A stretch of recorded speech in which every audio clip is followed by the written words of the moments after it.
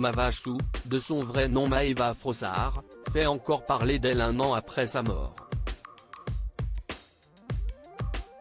Le Parisien a dévoilé, ce mercredi 21 décembre 2022, une histoire en 3 chapitres sur cette influenceuse qui a mis fin à ses jours à cause du cyberharcèlement.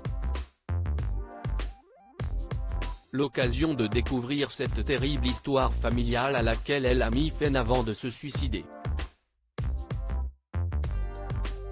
C'est une nouvelle qui avait suscité une vive émotion sur les réseaux sociaux.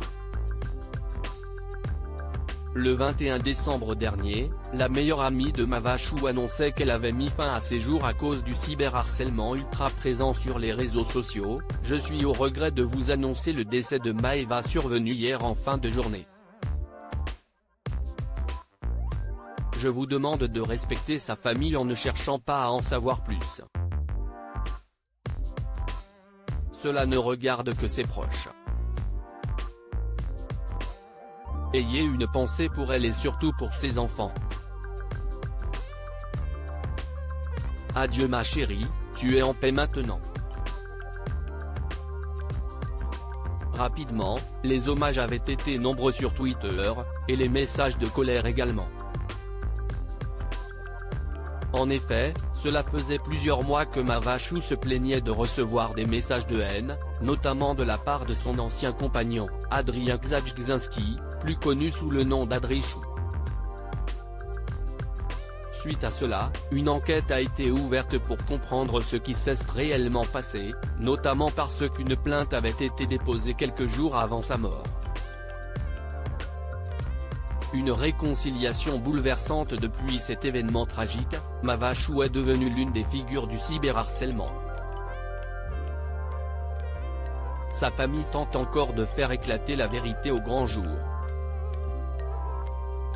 Et pour commémorer la première année de sa mort, le Parisien a consacré une histoire en 3 chapitres sur l'histoire de cette jeune influenceuse et mère de famille. Ses proches ont été interrogés et ces derniers ont dévoilé une histoire de famille qu'elle avait choisi de régler peu de temps avant sa mort.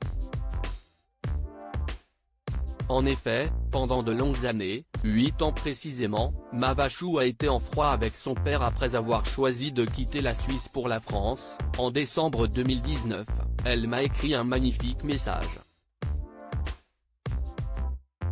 Elle m'a dit qu'elle s'était libérée de cette emprise, qu'elle aimerait retrouver son papa, que je connaisse mes petits-enfants, explique Florian, son père.